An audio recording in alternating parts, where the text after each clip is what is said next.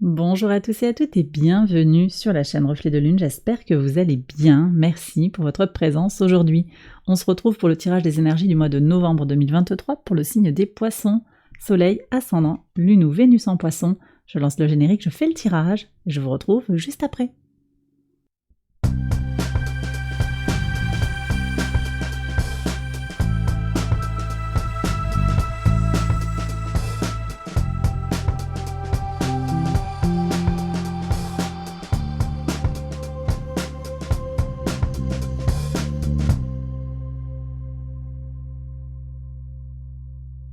Alors on y va les poissons, pour les interprétations. Votre arcane majeur du mois, c'est la lune. Cette lune, elle nous parle sur ce mois de novembre de quête de soi, de connexion à l'invisible, possiblement avec des défunts également. Un secret de famille pour certains qui est là, peut-être qui pèse ou qui est révélé. Quelque chose en tout cas qui impacte un peu la vie, à voir sur les situations individuelles, un impact entre, voilà, un secret, quelque chose qu'on vous a demandé de taire peut-être, un don qui vous a été transmis. On est aussi dans ces énergies des ancêtres. Alors, on va regarder le message de l'oracle, la vérité, et Sekhmet qui nous parle de l'esprit du guerrier. Bon, j'ai le sentiment que pour certains, il peut y avoir des luttes intérieures, alors en vous, des tensions à l'intérieur de vous, positives, pour aller vers votre vérité. Vous êtes déterminé aussi à comprendre les choses, à vous connecter à vos ressentis, à respecter finalement votre identité, votre réceptivité. On est avec votre énergie des poissons ici. Peut-être que vous êtes déterminé aussi à faire jaillir la vérité. La lune peut représenter également une épreuve, et on voit ici qu'il y a une épreuve peut-être d'aller vers sa vérité, vers la vérité. Ça peut indirectement me parler de quelque chose dans le juridique, potentiellement. En tout cas, on a ici aussi l'idée de se battre pour un idéal, d'être dans son énergie un petit peu, voyez, cavalier d'épée, pour avancer vers quelque chose qui est important pour soi, un combat que l'on souhaite mener. On va regarder maintenant les messages maison par maison. Maison 1, votre état d'esprit, votre vitalité. L'impératrice, magnifique. Bon, vous avez envie de faire grandir quelque chose, de faire jaillir aussi quelque chose. Alors sur le plan collectif, sur le plan individuel, peut-être un désir de grossesse, un désir de faire grandir une entreprise, un projet. Vous êtes vraiment dans une projection fertile de votre réalité, de votre idéal. On verra ce qu'il y a dans la créativité aussi. Vénus, qu'est-ce qu'elle fait Vénus? Parce que l'impératrice renvoie au taureau et à Vénus. On va parler de ce qui se passe en taureau, de ce qui se passe aussi pour Vénus. Vénus est en vierge, donc à l'opposé de votre signe jusqu'au 8 novembre. C'est une énergie qui vous oblige à vous confronter à ce qui est nécessaire, ce qu'il est nécessaire de mettre en place pour se faire du bien, pour être aligné peut-être avec soi-même. Et puis à partir du 8 novembre, on a une Vénus qui va transiter en balance, qui va prendre une belle force ici, avec un message d'apaisement et d'harmonie qui peut venir vous impacter également, et en tout cas auquel vous pouvez vous sentir connecté. Une envie de sortir finalement, de dépasser cette épreuve, d'aller vers quelque chose qui va, une forme de paix. Voyez, vous vous battez pour avoir la tranquillité après. Vous avez quelque chose à défendre pour être plus serein ultérieurement. Et puis on va regarder ce qui se passe aussi en taureau, parce que pour moi cette énergie parle également du taureau. Taureau, on a Uranus qui est rétrograde en taureau encore. On a également Jupiter qui est toujours rétrograde. Donc ça fait des énergies quand même qui peuvent poser des questions sur les évolutions. Mais il y a quelque chose qui est en gestation aussi, quelque chose peut-être qui se prépare. Vous vous préparez sereinement, tranquillement à transformer les choses, à faire grandir les choses pour aller vers l'expression pleine et entière de votre être, de la meilleure version de vous-même. Maison 2, on va regarder les ressources, qu'elles soient matérielles ou immatérielles. Vous voyez ce cavalier d'épée dont je vous parlais? Donc effectivement, il y a un combat personnel là que vous menez qui va toucher à vos ressources. Alors ça peut être sur l'argent, ça peut être clairement quelque chose de financier. Vous vous battez peut-être pour un héritage. On va voir ce qui se passe ici. C'est l'argent qu'on a avec les défunts. Oui, il y a peut-être de l'argent qui vient des défunts ici, effectivement, 6 de bâton. Alors ça peut être ça, en tout cas vous vous battez pour faire valoir vos droits, ça c'est certain. Mais aussi pour vous sentir bien avec vous-même en fait. Voilà, vous vous défendez quelque part, vous arrêtez d'être au service d'eux peut-être, hein, ou dans le sacrifice.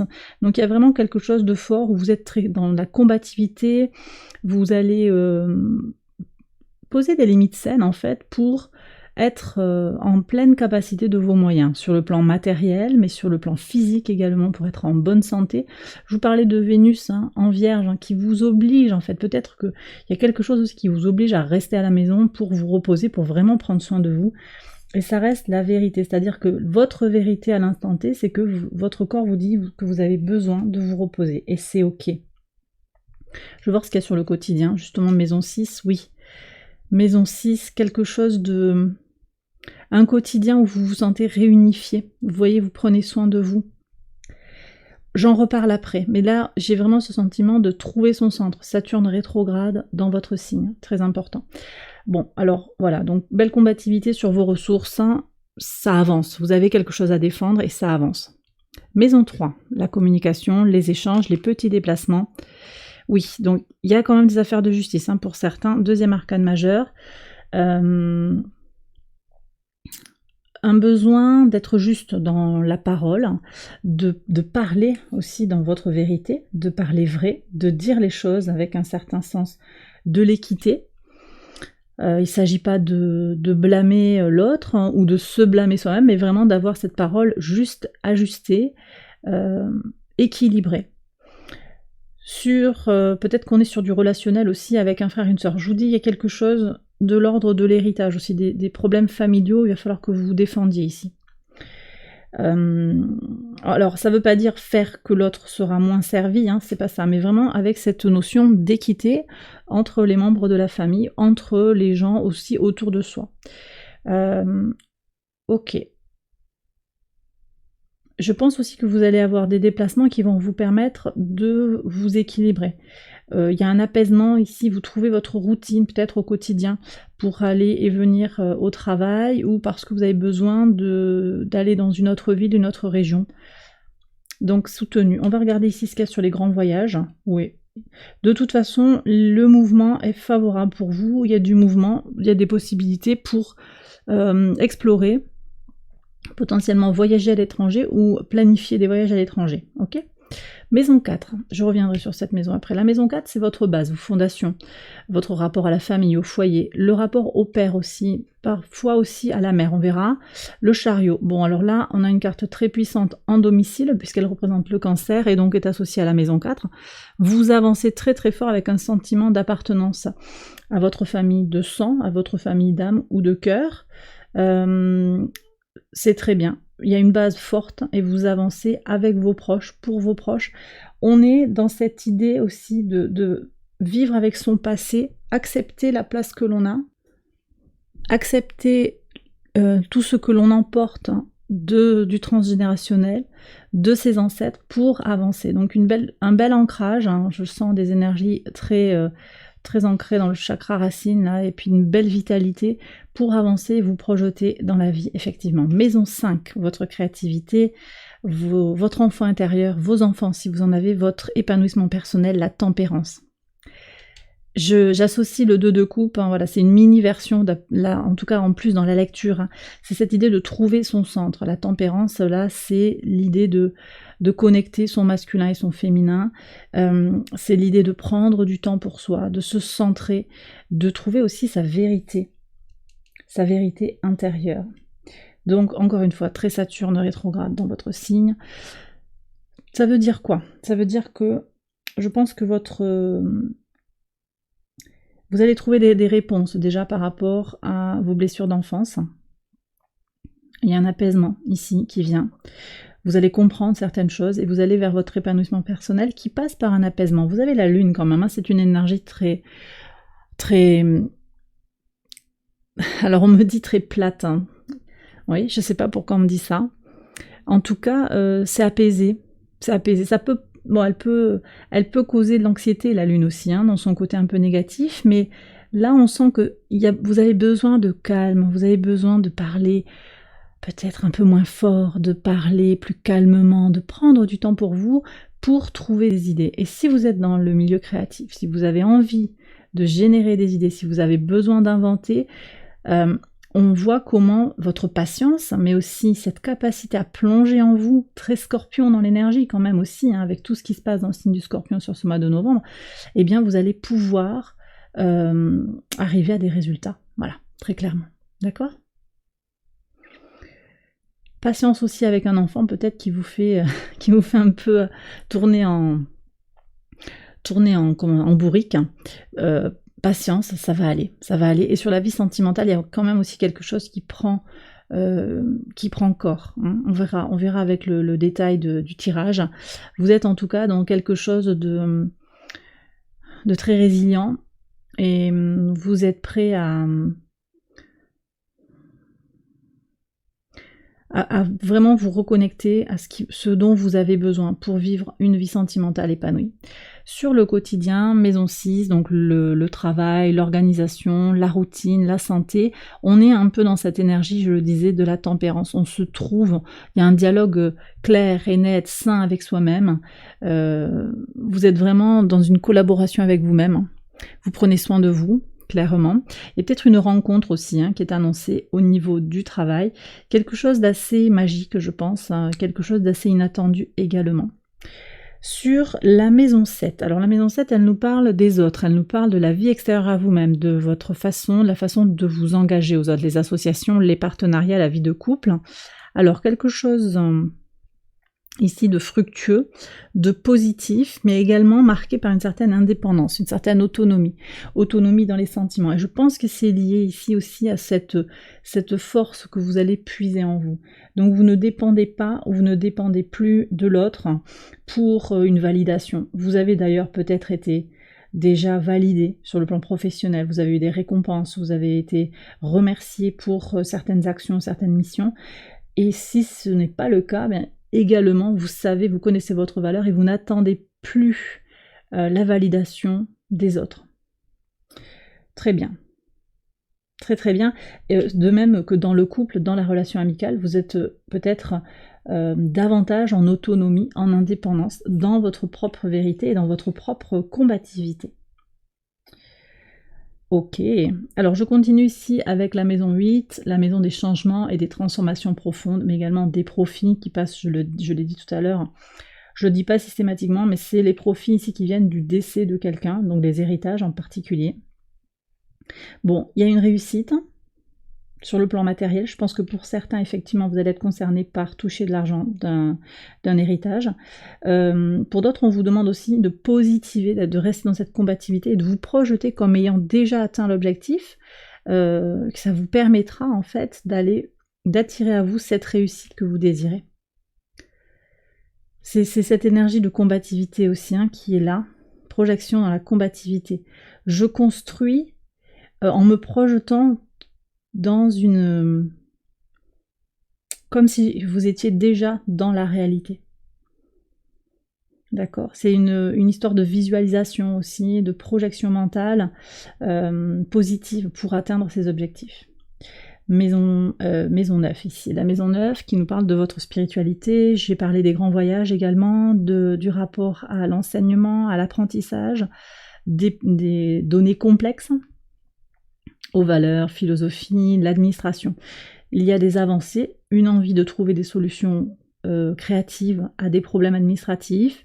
Vous allez peut-être entreprendre une nouvelle formation, peut-être que vous transmettez aussi des choses, vous avez envie de vous projeter dans la transmission. On va voir ce qu'il y a ici en maison 11. Oui, alors, vous êtes dans votre énergie. Vous avez quelque chose à donner au collectif. Peut-être que ça vient pas tout de suite, mais vous avez quelque chose à donner de vous. On va en reparler après de cette carte qui est importante pour vous. Donc pour revenir sur la maison 9, on me dit que votre imagination, votre créativité aussi vous permettent d'oser explorer de nouveaux champs de connaissances, de nouveaux champs culturels. Et puis, oui, aussi il y a des explorations sur le plan spirituel, sur le plan des valeurs, sur le plan philosophique. Vous êtes en quête de peut-être de nouvelles expériences, curieux, curieuses, et vous avez envie de vous faire peut-être, encore une fois avec cette vérité, vous avez envie de faire quelque chose à votre main, quelque part, sur le plan spirituel. Maison 10, votre contribution au monde, tout ce qui a trait au secteur socio-professionnel, votre mission de vie, le valet de coupe. Alors là, on me parle d'un renouveau, quelque chose qui se transforme avec le cœur, une nouvelle opportunité professionnelle peut-être qui vient vers vous, si ça vous parle, une surprise, une nouvelle agréable concernant le socio-professionnel.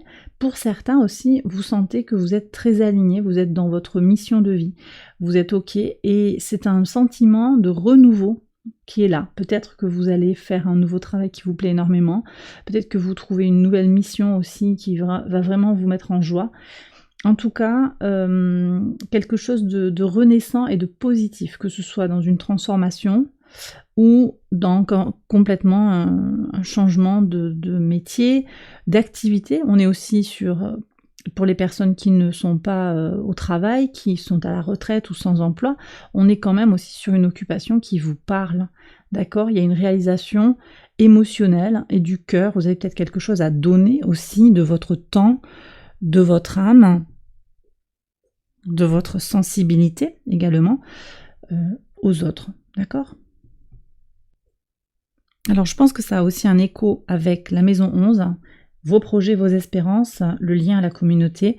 Vous avez peut-être quelque chose à donner, à sacrifier. Là pour le coup, je vous ai dit qu'il y avait moins de sacrifices, mais vous savez, vous donnez en conscience, il y a un don de soi qui fait quand même partie intégrale de vous-même. Vous êtes dans un service à l'autre. C'est peut-être une mission en parallèle de ce que vous vivez, de votre travail, ça peut être ça aussi. Mais vous rendez service, peut-être que vous aidez, voyez, vous êtes bénévole dans une association, je sais pas, dans un refuge pour animaux, pour aller aider des personnes atteintes d'Alzheimer, quelque chose comme ça, où vous allez donner de votre temps sans rien attendre en retour, mais vous êtes très très aligné avec votre vérité intérieure et votre besoin aussi de fluidité, de liberté et de ne pas rentrer dans les cases en fait, voilà. C'est ce dont vous avez besoin actuellement et je pense que ça vient vers vous. Maison 12, on va regarder quelle est la leçon à intégrer. Les secrets, les choses cachées, l'as de coupe. Vous avez beaucoup de coupes. Coupe. Et vous avez beaucoup d'énergie quand même, poisson aussi. Alors Neptune, vous voyez, l'eau, le principe réceptif de l'eau, principe féminin. Il y a de l'action aussi, on voit que ça bouge. Là, on a quand même l'énergie, c'est eau et mouvement aussi de l'air, il y a de la vitalité, il y a un peu de tout là. Mais on est avec le Cancer, on est dans l'eau, élément de l'eau, mais aussi une avancée. Vous avez quelque chose à régénérer dans le cœur, d'accord? Peut-être quelque chose à réparer. Accepter les transformations qui sont en train de s'opérer pour vous. Comment dire? Accepter également le cadeau que vous fait la vie. Ne résistez pas au changement sur le plan émotionnel, sur le plan réceptif et intuitif, parce que vous avez quand même quelque chose qui est connecté à une part intuitive, là je pense. Ne résistez pas à votre part intuitive et secrète. Si vous vous sentez appelé par cette dimension de votre personne, allez-y, explorez également. Alors on va prendre le message des anges, message de l'univers pour les poissons sur ce mois de novembre. On y va.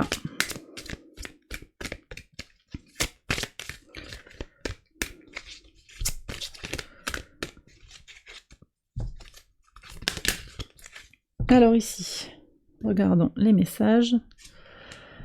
Acceptez-vous comme vous êtes, écoutez avec attention. Ouais. Les messages du cœur. Vous avez quelque chose à recevoir. de l'univers, on vous demande d'écouter attentivement l'univers, et puis aussi, vous voyez, vous êtes appelé par ces missions de don, d'écoute. Je pense que vous êtes peut-être appelé pour certains à aller vers les gens qui ont besoin de vous d'une certaine manière. Des gens qui ont vraiment besoin de guérir le cœur, qui ont besoin de votre empathie. Peut-être que c'est très proche de vous aussi, hein, c'est pas forcément... Alors là, c'est vrai que j'ai la communauté, mais ça peut être les amis aussi, des gens proches de vous. Ça va être primordial sur ce mois de novembre, pour vous et pour vos proches, hein, pour les gens qui font partie de votre réseau, hein, en fonction de la situation, de bien être à l'écoute. On est ici vraiment sur l'empathie et l'écoute active. C'est pas forcément, on vous demandera pas de donner des conseils, mais il y a quelqu'un qui a besoin d'être entendu et besoin d'être écouté. C'est peut-être vous aussi, hein, qui avez besoin de vous écouter et de vous accepter comme vous êtes. Et bien voilà, les poissons, j'ai terminé votre tirage. J'espère qu'il vous a guidé, qu'il vous a éclairé. Si c'est le cas, je vous invite à liker la vidéo, à vous abonner si vous ne l'avez pas encore fait. Vous pouvez également aller voir les autres vidéos de cette série pour votre ascendant, votre lune ou votre Vénus. Je fais également une extension de ce tirage qui se trouve sur Patreon et je vous invite à retrouver tout ça en barre de description. Je vous embrasse bien fort, je vous souhaite un excellent mois de novembre et je vous dis à très bientôt pour les prochaines vidéos. Bye bye.